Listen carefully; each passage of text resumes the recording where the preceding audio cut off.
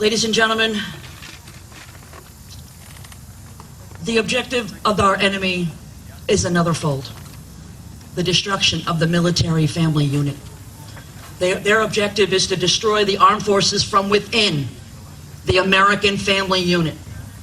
They want to discourage parents on a daily basis from allowing their children from stepping up to the plate, lifting that hand, and taking the oath to defend and protect. Because by doing that, they reduce our numbers. Colonel West and Staff Sergeant Horn will agree with me. All three of us have stood on that battlefield with these warriors, and warriors such as these. Colonel West mentioned the Navy SEALs. Special Forces together have also stood on that battlefield with them, boots on the ground. This is the reason why I am here today.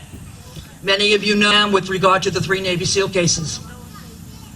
Just a few short months ago, we as Americans achieved a very important victory in those 3 cases. David Lussier, Graham Ware, and myself, and 375,000 other Americans stood together, shoulder to shoulder, raised our voices to totally protest against that injustice. We stood with the Navy SEAL community, Special Operations community, Maritime Tactical community, and the Navy SEAL Fund to ensure that those brave warriors were not used as pawns by the enemy and our own country. You will recall that when the American people stood together and voiced their opinion, the sheer strength of our numbers and our voices demanded accountability and the production of evidence in those cases.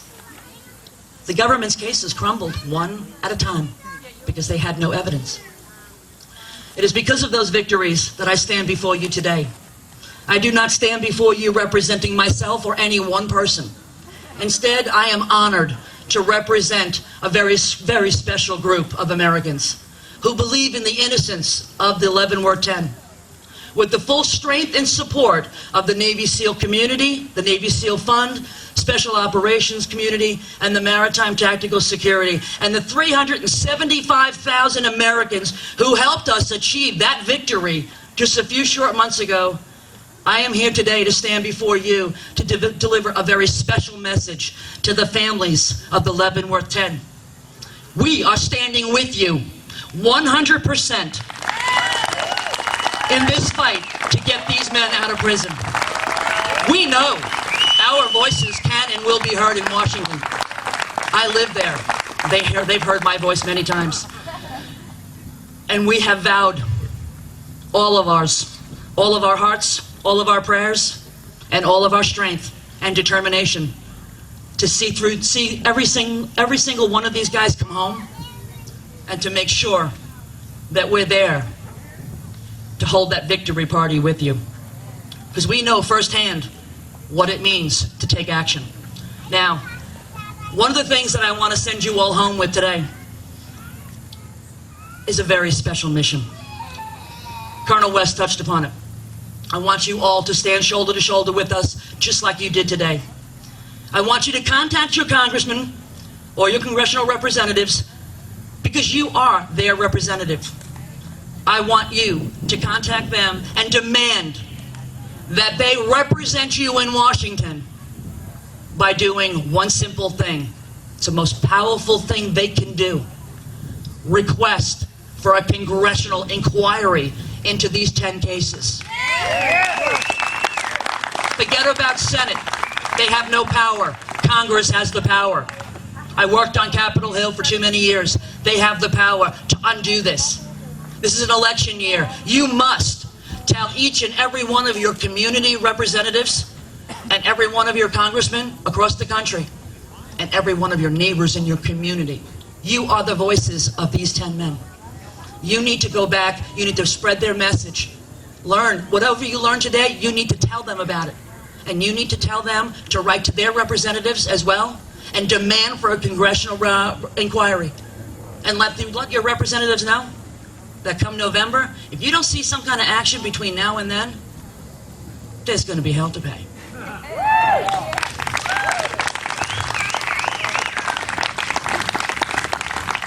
what bothers me the most about this whole situation is not just because of the fact that we have 10 of our American sons in jail, is that we have representatives who gave the authorization to known combatants down in Gitmo. Get this, I don't think you even know this. They have the availability every day to internet access, to communicate with their friends and family via email and Skype. They have access to cable television, video games, and other luxuries. That's down in Gitmo. Meanwhile, our 10 guys, they have a very select few radio shows. Mine's not one of them. They're not allowed to watch a lot of TV because they only have a few select shows. They're not allowed to get on the internet. They're not allowed to get on Skype. They can't communicate with the outside. Why is that? Why do we allow known combatants to have more luxuries than brave American warriors? That's another question you need to go to your representatives about.